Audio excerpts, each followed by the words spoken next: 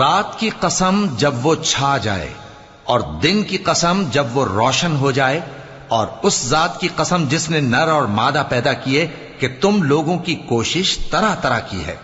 سو جس نے اللہ کے رستے میں مال دیا اور پرہیزگاری کی اور بہترین بات یعنی کلمہ توحید کو سچ جانا،